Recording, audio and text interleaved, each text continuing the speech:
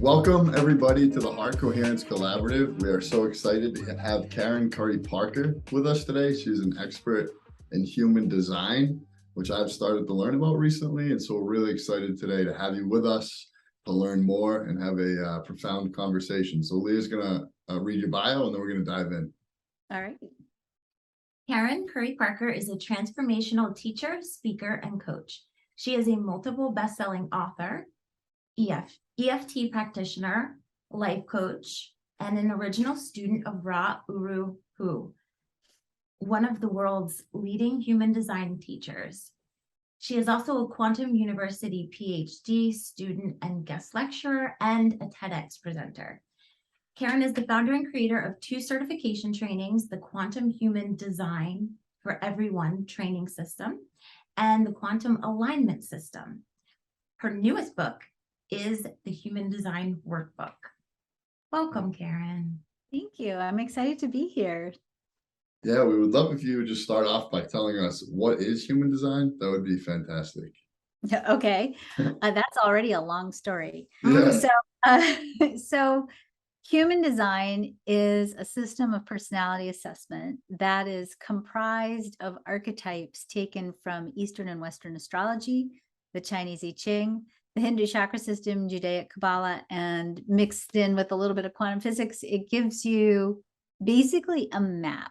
So you, using a computer software program, you plug in your birthday, birth time, and birthplace. That's where the astrology piece comes in. And it spits out a chart. And that chart is, I always like to think of it, it's kind of like, my husband's an architect, so it flavors my perspective. You know, it's kind of like if you look at your kitchen and you're going to remodel your kitchen, you get the electrical wiring map for your kitchen. Your human design is kind of your electrical wiring map for how you operate in the world. The chart itself shows you your gifts, your strengths. I like to call it, it shows you your soul curriculum. Like, what archetypes, what story parts are you really here to explore over the arc of your life? And it also shows you how you receive and process energy in the world. So it tells us a lot about where do we hold in our energy field and in the body our old stories, and in particular the stories that don't serve us, that keep us from moving forward in a healthy way in our lives. Thank you. Can you say more about who is the creator of the system and how it was formulated? Absolutely. So human design is what I would call a revealed body of information. It was a body of knowledge that was received by a man named Ra Uru Hu, which is hard to say.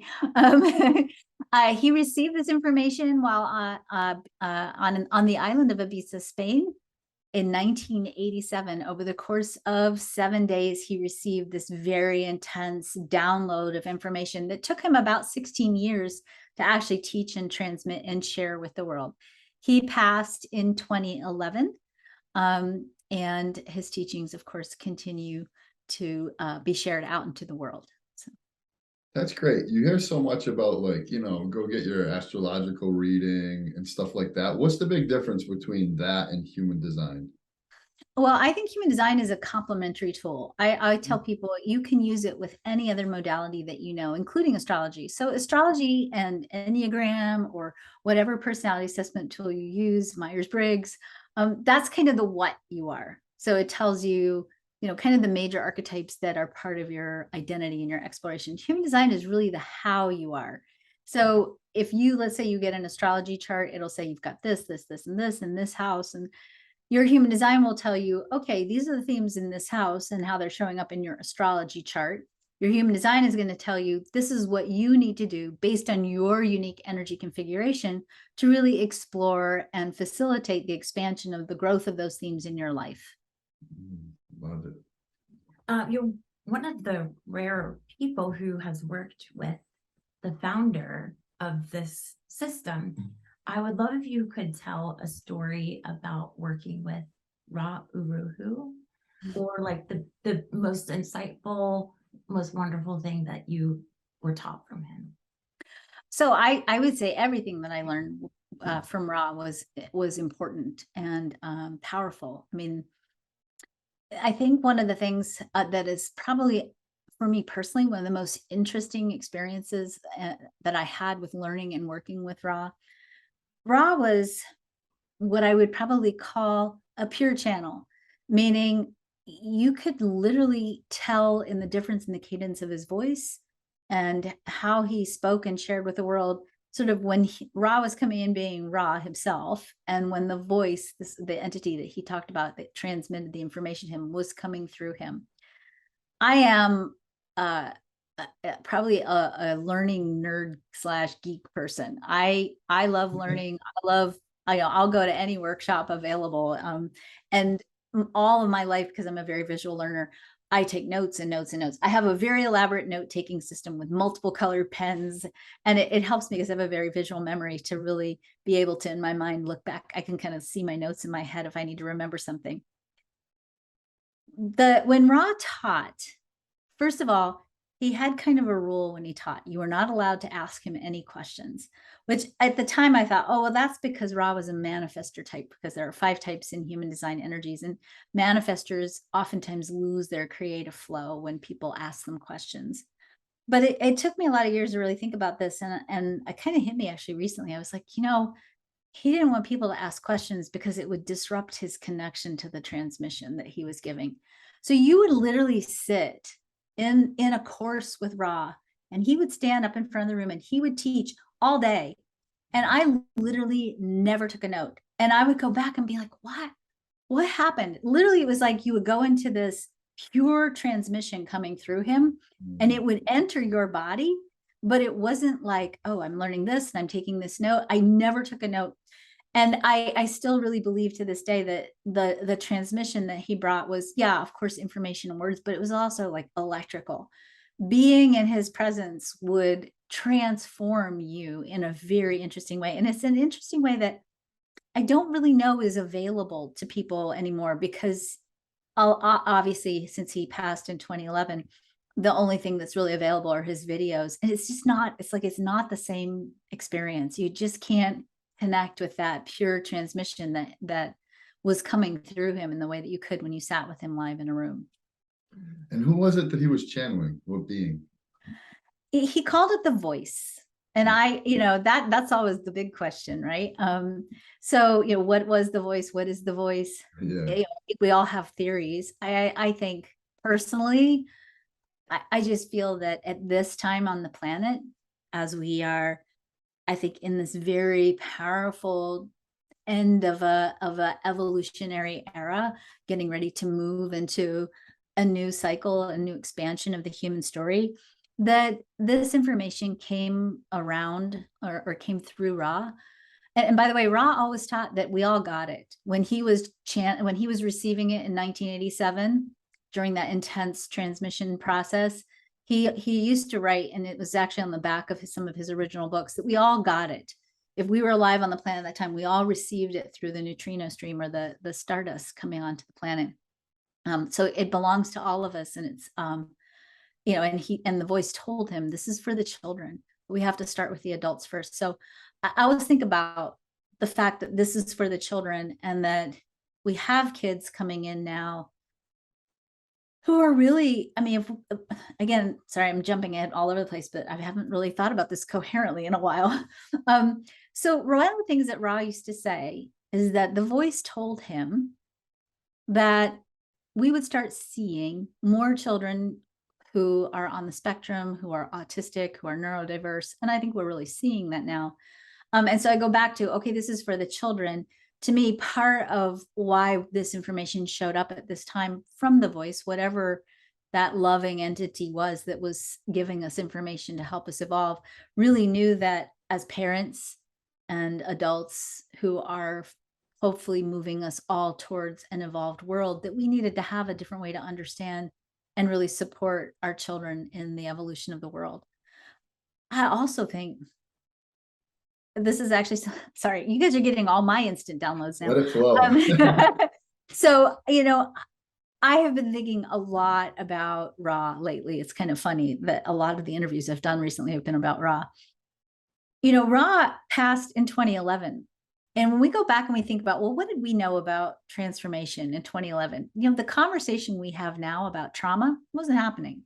The conversations we've been having about neuroplasticity and brains, and how brains can change and how malleable they are, we weren't having those conversations at that point. The conversations about epigenetics was not happening at that point. So the things that we've been sort of picking up and talking about in more and more expansive ways in the collective, just were not part of our common knowledge base at the time when Ra passed. And so, because he was a human being receiving this big expansive information in a specific time frame, he didn't have some of the science that we have now to reinterpret that information in a more current way. And when I think about the phrase, "this is for the children," I really think about part of what we're tasked with in the process of remembering who we really are, which is really what I think the purpose of human design is. Really, it's to help us remember who we really are. That in that remembering, we have to first forget who we're not, that story that we've been told, that conditioning that we hold, including our ancestral lineage and those ancestral memories. And that the more we consciously begin the process of defining ourselves with the story of our own choosing, with a story that isn't the story we've been given, but the story we were born into, and reclaiming our sovereignty over that narrative, the more we disentangle ourselves from our ancestral lineage, we actually heal the brain, we heal trauma. And when I think about that through the lens of, okay, parenting, and even through the lens of collective conditioning, when we as adults rewrite the collective narrative, when we decondition ourselves personally, and then but as a result, we decondition the collective narrative, we create an entirely different soup, if you will, that to marinate our children in. They're born into a very different frequency of energy, a different narrative completely. And certainly I would say, as children move forward and grow into tackling the challenges of the world as it is today, having children who are capable of finding elegant solutions and knowing to look for those solutions from a different subset of possibilities than the ones perhaps that we've been conditioned by is extremely important. And we can't give children a pathway to do that if we ourselves are still living from our old stories. Mm. So I'd love to talk about quantum human design. We kind of started off talking about traditional human design. So how do you get into the journey of quantum human design, and what is it? So in the work that I did with Ra, and when I worked for Ra, one of the things that he would talk about a lot is that traditional human design, the way it is spoken and the way that it is taught, is designed to speak to what he called the not self, meaning the person who you've been conditioned to be. That's the person that is living from the collective narrative, living from your old programming, living from those stories that oftentimes cause you to internalize the message that you can't be who you are or how you are. So traditional human design is really specifically targeted towards waking you up, and first and foremost, waking you up to understanding who you're not. Because if you don't know who you're not first, you're going to always be vulnerable to going back into that old story. You have to know how you got here in the first place, especially if you're really longing for a change. Ra always said that someday he would write what he called the awakened Ray I Ching, meaning he intended at a certain point to rewrite the vocabulary of human design so that there was a different vocabulary to speak to the awakened self, the person who had already gone through that deconditioning process. But he didn't get to complete that work because he passed in 2011. And so I sat with this for a lot of, so my background is in nursing. And my background is in coaching. I actually trained to be a coach before I even learned human design. So that was 1998. So my passion has always been to look at how can we use human design therapeutically. That's actually part of what my dissertation is about that I'm working on right now. How do we use human design therapeutically? Getting a reading is great. It's powerful. It often gives people huge ahas and shifts and epiphanies and insights into why they are where they are right now. But what I found over the years was that, first of all, my client base was changing. I would say around 2005, the people who I was attracting into my practice were people who had already done a lot of inner work. Even if they hadn't encountered human design yet, they'd been meditating for decades. They had done all kinds of therapy and other kinds of processes, and they were showing up already pretty deconditioned. And those clients were kind of sitting with the vocabulary of traditional human design, and they were feeling that it didn't fit. In fact, some people were really kind of almost turned off by it. And it wasn't because there's not anything wrong, that because there's anything wrong with traditional human design. It just didn't fit because they weren't living in that old story anymore. And so I started to really explore the possibility that there was a gap in the knowledge base that was human design, and that gap was really that really once people sort of deconditioned, there wasn't new vocabulary to help them define, okay, if I'm not this, who am I? So in 2012, I really started playing with the vocabulary in human design. In fact, I have it handy. Oh, I don't have it handy. Yes, I do. Hold on, I'll show you. I took all the basic language in human design and I started pushing it through. I started looking it up in this thesaurus and starting to find words that were similar. And what I did at that same time is I started taking the words and actually going into the lab and measuring the frequencies of words. So words are sound. Sound has a frequency, and words have specific frequencies. And so I started to consciously choose similar words to traditional human design, but words that had higher frequencies, words that were higher vibrational quality words that would help better define not just who you're not, but actually who you are instead. And so it took a few years, quite a few years. But I started to rewrite all of that vocabulary and put it out into the world sort of officially in 2017 as quantum human design. And so since that time, I've been using both with my students and in my practice as, using traditional human design as a way of helping people explore, how did I get here? Why am I struggling with money? Why am I struggling with my relationships? Why am I struggling with my work? And then, of course, once they really figure out who they're not and how to really put new ways of being into action, then we start exploring, okay, well, who are you? And part of what we found is that when we start to give people these higher frequency vocabulary words and teach them how to deliberately use this language as a storytelling tool, we shift their point of creation in their life. We start to, here's an interesting thing to think about human design. Traditional human design teaches you have no choice, that if you follow your type and your strategy, if you live true to your design, that there's no guarantee that life will show you anything bigger or different than what you are. You get what you get, and you are who you are. That aspect of traditional human design, I will say, as kind of a renegade in the human design community, that aspect of no choice really bothered me. This is a sub branch of what I'm talking about. So it bothered me because, first of all, if we look at Eastern and Western astrology, well, the archetypes in astrology have high and low expressions. There's choice in how you experience an archetype. If we look at the Hindu chakra system, well, part of the Hindu chakra system is showing people how they can step off the wheels of karma and choose something different. Certainly the Chinese I Ching, which is an aspect of human design, has a huge degree of choice involved in it. If you read the hexagram, all the 64 hexagrams in the Chinese I Ching, they're specifically worded. The unevolved man chooses this, the more evolved man chooses that, right? And Judaic Kabbalah, same thing. I mean, everything about Kabbalah is all about consciously choosing to embody the expression of the divine in your choices. So it didn't make sense to me that we would have a system that was comprised of nothing but choice and suddenly say, yeah, but if you follow the system, you have no choice. The doctrine of no choice doesn't make sense unless you're still living out the old story.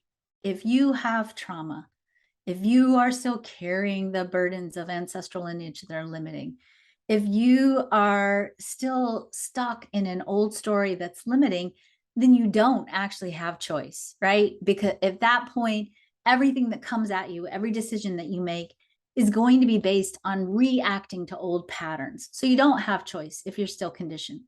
When you start to say, okay, I'm not this, Now I'm going to start changing the way I make decisions. Now I'm going to start learning my energy. Now I'm going to start understanding who I actually am. Well, then all of a sudden the whole world opens up. You have nothing but choice because you're sovereign over your own narrative. And suddenly the box that you've been choosing options out of goes away, and you get to decide without a previous template of anything that's come before. You get to choose who you are and how you be in the world, and ultimately what you create in the world. And so, one of the things that we talk about a lot with quantum human design is, how do you use your understanding of your narrative? How do you take back control of the story you tell about who you are, so that we go back to the idea of your thoughts create your reality, or I create my reality. You're in control of the I that's creating your reality. And all of a sudden you have a lot more options in terms of what to consciously choose and create in your life. Mhm. Wow. Yeah, I love that. And I definitely want to get into what you were talking about with trauma in a little more depth. But before I forget, I'm somebody who, I've been like an environmental scientist my whole life. Love going out in nature. And one of my favorite things to learn about was just like how our connection with nature can heal us. And so I think about it. I love looking up at the stars, but I haven't developed that same deep connection. And the reason I'm bringing up all this background is I'm curious. I was thinking while I was, listening to you, why haven't I developed this deep connection with the stars? And it's because I haven't heard a lot of those same benefits. But as you were talking, you had talked about how Ra said stuff comes down in the form of stardust. And I also love hearing like the magical component of all this stuff. One other thing I've struggled with in regards to astrology is like somebody will say like, oh, well, if you have, 3 stones in fire and 5 in water, that means that you are this, this, this. It seems like so hard for me to connect with. And I just want some like specific ways that I can connect with astrology in general, the magic of astrology, to open that door. That's an interesting contemplation. So here's what I would throw at you. Lovingly throw at you. Okay. Because Stardust. I'm right there with you. Yeah, I'm going to sprinkle some stardust and throw it back at you. And Okay. I'm literally right there with you. Okay. So I have a really strong visceral reaction to any system that's a labeling system, including astrology, including human design, including Enneagram, including Myers-Briggs even, right? That we have a tendency, I think it's natural for us as humans, in the face of the unknown, to want to codify and put labels on things. We can say, I'm a this and I have that and I'm a this. Then we're like, got it all figured out. I don't have to worry about anything else. I don't even have to choose. I can go back to the old box, right? And because it's way easier. And so I think that, when we really begin to explore the idea that all of these systems are based on archetypes, and archetypes are just parts of a story. They're not the whole story. They're parts of a story, and they're not even going to play a role in the story until we give them a meaning. So let's take an archetype. We'll take an archetype. I'll take an archetype from human design instead of astrology. In human design, there's an archetype of hermit that shows up in a couple of different places. A hermit, by definition, if we're just going to look at the archetype, someone who needs alone time, right? That's a hermit. They need somebody who needs alone time, or somebody who likes to be alone.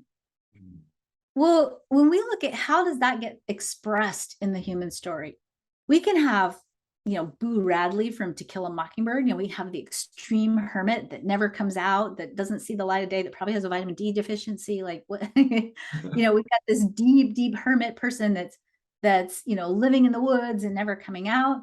Or on the other side, we might have a mom with very small children who has a deep need for alone time, but can't get it right now because her life cycle and her lifestyle, because of the cycle of life that she's in, might not support her with that. And that she's going a little nuts because she can't get time to herself, right? These are all different ways that potential different ways that archetype could express itself. An archetype doesn't mean anything until we, based on our own lived experience, give it meaning, right? So let's say if this mom grew up in a household where she had parents who modeled healthy boundaries and lived in a community and had access to support, and they knew how to access that support, if that was her story, and she grew up to have children and she wanted to be, let's say, a stay-at-home mom, then part of her internal story would be, well, if I'm going to do this, I need to access some kind of a support system so I get my alone time, right? That would be a healthy part of the story. All of these systems, including astrology, don't have meaning until you give them meaning. And if you use them as a tool to start saying, okay, in my astrology story, I'm a Leo. I'm a Leo with a Gemini moon and Scorpio rising. Well, these three archetypes play this way. Here's the shadow of this potential. Here's the high expression of this potential. What meanings do I have about who I am that I need to shift so that I can consciously live out these higher expressions? Nothing about the human experience is static. Nothing. And so any system that puts you into some kind of static definition or is taught in such a way that it gives you a static definition is probably really got some it's probably not completely accurate. How's that? Yeah, that's great. And what was he saying about stardust? Like, are there actual transmissions that come down from the stars? So Ra taught that when we stand upright, our entire chart, that blueprint is activated, and it gets activated by the neutrino stream, which is very small particles of light from the sun, actually. So we get activated, we get coded with information from the sun. And when we lay down, that encoding, it changes. So when we lay down, we get to rest. We have to get all the activation.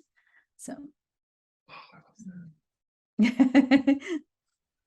I thought it was so interesting when you were talking about the looking up words and finding higher vibration words that ended up becoming quantum human design. I would love for you to talk more about language, how it affects us, how we can use it as a tool for change. So I think I'll share it with you through kind of we'll do a little mini demonstration. So it's not a huge one, but those of you who are listening or watching, you can follow along. So let's take a moment and let's think of the word money. And I want you just to share with me what comes up for you when you think about the word money. A mix of emotions, personally. Yeah. So what thoughts or feelings do you have? It's like a combination between tightness and excitement. Okay. Okay. I just had a vision of just a bill and a sense of lightness and happiness. Okay, good. Cool. So when I do this demonstration with a large group of people, we get like a huge variety of responses, right? Some people will be like, and some people will be like, yeah, right? And anything in between and a combination thereof. So here's what happens. When I say the word money, or you see an image of money, as soon as you encounter that archetype, that word, your brain produces a photon storm, a storm of light. That photon storm causes your body to actually produce neurotransmitters in response to that photon storm. Those neurotransmitters in turn create an emotional response, and that emotional response in turn either creates a state of heart coherence where we become more attractive, more creative, more aware of what's going on around us, or it causes us to be in non-coherence, stress, fight or flight, right? Depending on which emotion got created. Now, language triggers memory. Language triggers the body to produce chemicals. We know even if you tell a story about an event that happened to you, and that story includes language that's victim-based or anger-based or pain-based, that just telling that story out loud will cause your IgG and IgE immune response to decrease. So you can literally tank your immune system by using stinking thinking words. How's that? and if you change that story, even if you don't believe it yet, if you start to change that story and you start to say, this terrible thing happened to me, but here's what I learned, and here are the blessings that I got out of it, and here's the goodness that I experienced, and you don't stay stuck in the victim part of it, you actually can increase your immune response. So words literally become the template, if you will, for how we respond, react, and for what we create in life.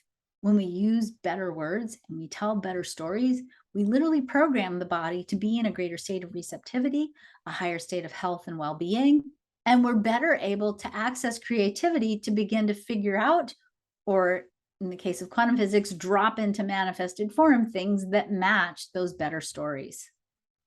I don't want to waste the question on this because I'm so excited about my next question, but you probably need to be aware then of who's creating your language that you're using, right? Like, should we be worried about the language that exists now? That's not my real question anyway, but I'm speaking out loud. Should we be, should we be worried? I don't like the idea of worrying. That's I don't probably either, but I'm thinking like, are there low vibrational words that are intentionally in there for a reason? I don't know. But Well, anyway, here's the thing about vibrations. Let's go back to basic physics from high school. And we forget this, I think, especially in sort of the New Thought community, right? And this is actually a primary tenet of homeopathy. And we know this is hard science. This isn't even like woo-woo quantum science. High frequencies and train lower. The other way around is impossible. It's physically impossible. A lower frequency cannot drag a higher frequency down. So if you are living in a place, in a space, if you're telling a high frequency story and you're embodying that story, you can encounter all kinds of stuff. And all you're going to do is lift everything up around you, because that's how it works from a physics perspective. If you can't be dragged down unless you allow it. And that's something a lot of times we don't like to look at, but because what that really does is it solidly puts the responsibility for your own vibration on your own shoulders. We have a responsibility, if we want to stay high vibe, we have a responsibility to own our vibration and to recognize that we're the only ones that can control it. And there's nothing that can drag you down unless you allow it. And so we have to cultivate practices of not only using high frequency language and telling really good stories, but we also have to cultivate consistent practices that keep us in that space. And here's the deal. You're not always going to be in a high vibrational state. You're not. That's not humanly possible. A vibration by definition is variable, right? And so you're going to have crappy days. You're going to have days where you're going to say stuff to your partner and you're going to be like, oh, what did I say that? I never thought, I didn't want to say that. You're going to say stuff about yourself and you're going to be like, wow, I'm being really mean to myself. Or you're going to have cycles where things just feel crummy and muddy and heavy. It's not the individual days or cycles that matter. What matters is your ability to entrain yourself towards a baseline frequency. That's the midpoint in a vibration. To entrain yourself to bring yourself back to baseline, to know how to, when you're in the thick of it, when you're in the slog, to be able to say, yeah, it's hard today. I'm going to really be compassionate and gentle with myself today. It's a really hard day and it's going to get better. I'm just going to keep pointing my attention back to that baseline. I'm going to do the things I know I need to do to get myself back to that baseline. I'm not going to go drink a bottle of wine. I'm going to drink some water and go for a walk and hang out with my grandkids or hang out with my dog and go outside or do some art or listen to some music or whatever I need to do to bring myself back up to that baseline. And I'm going to be, most importantly, I'm not going to resist where I am right now. I'm going to just let myself be here and embrace and love myself. Oh, so now I have to ask this question.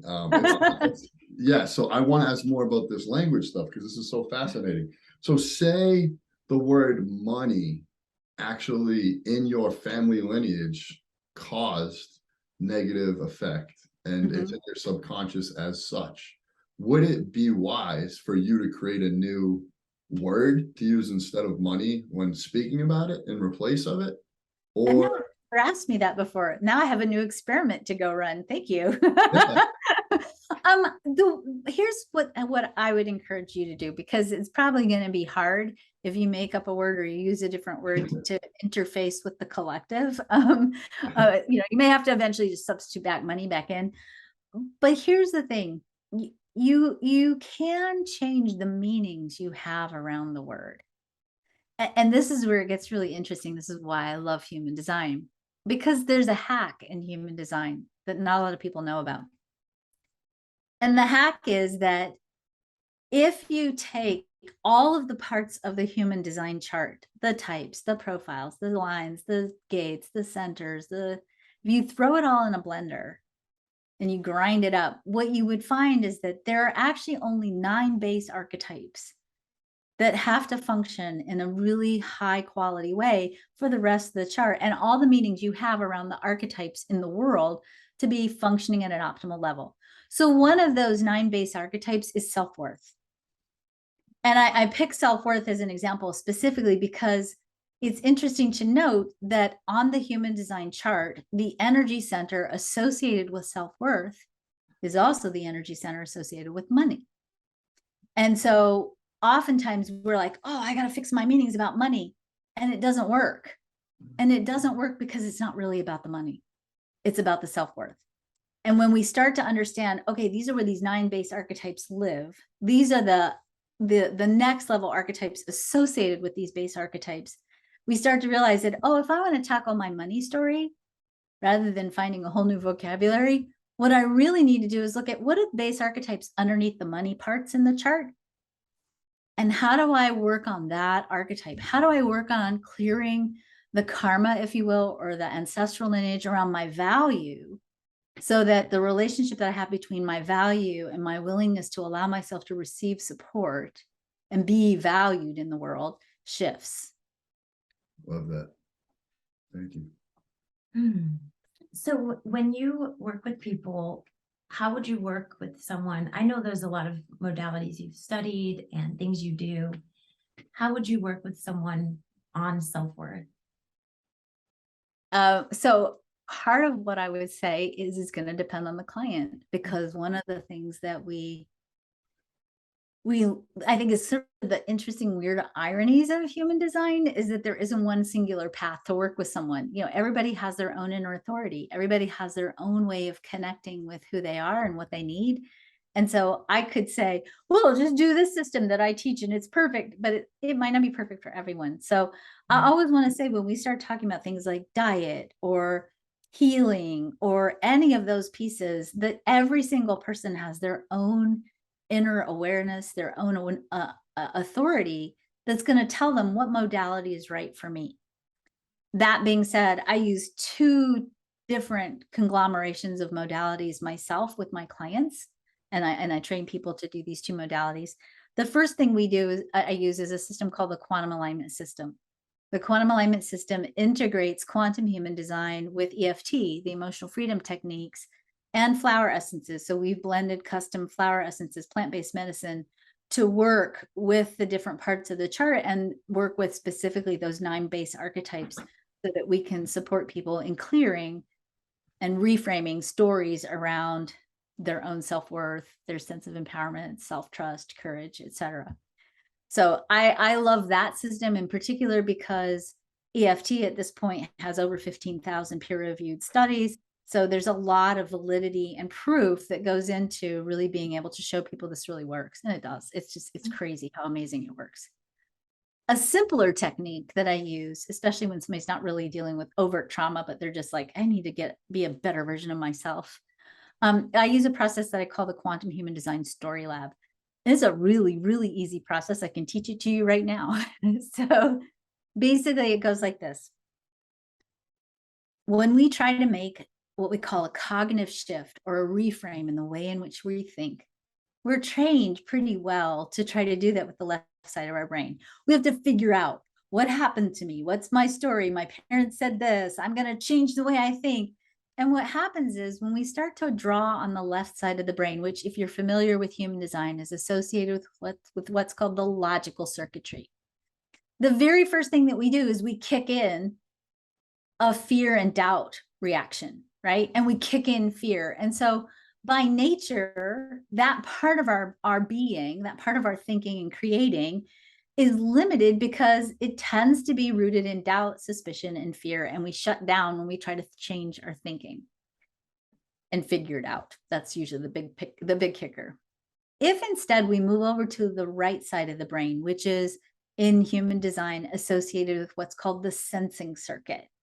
The right side of the brain is holistic. It's emotional. It's creative. It's actually where the beginning or the initiations of pattern disruptions originate.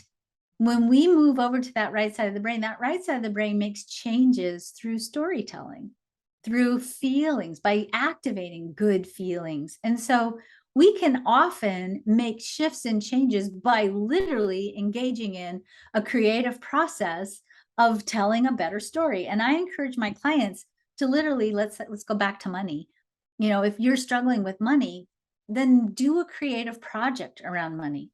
Do a painting or write a poem or write a song or write a story about your life when you're fully embodying and being all the money you want to be having in your life. What would it look like? What would it feel like? What would it smell like? What decisions would you make? What kinds of relationships would you have in life? What superpowers would you have because you have money? When we look at that right side of the brain and we do that storytelling, retelling process, and we anchor it with creative self-expression, we bypass the fear, we bypass the logic and the need to prove that it's true, especially when we make it fantastical. We can kind of start going, oh, that's not true, that's just fantasy. And our whole being relaxes. And all of a sudden, in that creative process, we literally become this new story. Wow, I love that. So the other day, I was doing sun gazing, and I got out of the sun gazing, and I reached out to my friend. I was like, "Hey, man, I think I was just downloading some information from the sun because I was seeing like fractals." But I have actually only heard about the physiological benefits that come from sun gazing and how, you know, things like it decalcifies your pineal gland. But was Ra a big like advocate to receive messages from the sun, to develop like a stronger connection spiritually to the sun for that purpose?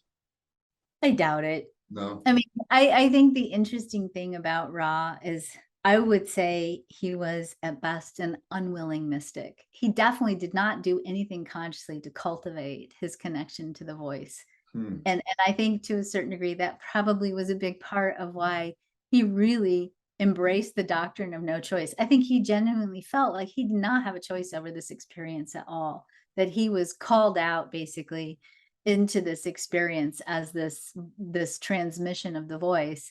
And I think he was in awe of it, but also like, why me? You know, I think he probably would have been pretty happy hanging out in a hammock in Ibiza, Spain, and just enjoying his life without having to deal with human design at all. I think he tried to quit and threw many, many times along the way.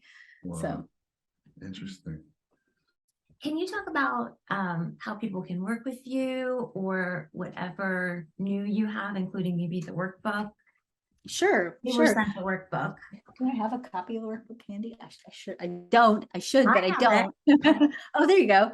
Oh, So no, that that's not is it, actually, sorry. that- I do have it, but that's not it. It's your yeah. book. So I have a lot of books about human design. I also have this one too, is also a new book, the Encyclopedia of Quantum Human Design. That one I have handy. So there are a lot of different ways to work with me in terms of books. My very first human design book is called Understanding Human Design. That is a really good beginning reference guide for anybody who wants to explore traditional human design, but in more sort of bite-sized bits. There's a companion, which is the new book, the Human Design Workbook, that goes along with the Understanding Human Design book. And it's really is a book I wanted to write for a lot of years. It's basically somebody who doesn't want to look at human design professionally, who really just wants to learn about their chart. It's a very practical guide to walk through the parts of your chart. And it actually kind of gives you a Mad Libs sort of filter, Mad Libs template at the back of the book, so that you can go through this book and kind of fill out in this little template the parts of your story, so that at the end of going through this book, you actually have a tangible document that really tells the story of your chart, so that you can look at it and really see how all the parts of the chart play together in that story that is you. Obviously, the Encyclopedia of Quantum Human Design is actually the new book that tells all the information about the new language. And then the book you held up is called The Quantum Human. That's a book. So in the story of human design, as Ra told it, the information itself has a prophecy in it. And that prophecy talks about how the world is changing and how the chart itself is actually in the middle of kind of getting rewired. And so the quantum human lays out the mechanics of how the chart itself is changing and what that potentially could mean for how the world works and how we operate differently in this new evolved world. Wow. Well, thank you so much for all your wisdom. is it, how can our following follow you? How can we get in touch Oh, with you? Yeah. there's that. So I would say the best thing you can do is, first of all, go to our website, freehumandesignchart.com. If you want to see your chart, even if you're familiar with human design, if you want to see your chart with the quantum human design language, you can get a chart there with all the new language in it. And if you go to our website, quantumalignmentsystem.com, there's all kinds of really interesting information there, resources, videos, downloads, links to books and courses and trainings. So as a great place to get started learning more about quantum human design. Awesome. I'm definitely going to do that. Thank you so much for coming on today. This was great. Thank you so much, Karen. We're sending love to everybody. Yeah. And hopefully we can do a round two, because there's a million more questions. Thank you. Thank you. Thank you for having me. Bye, everybody. Okay.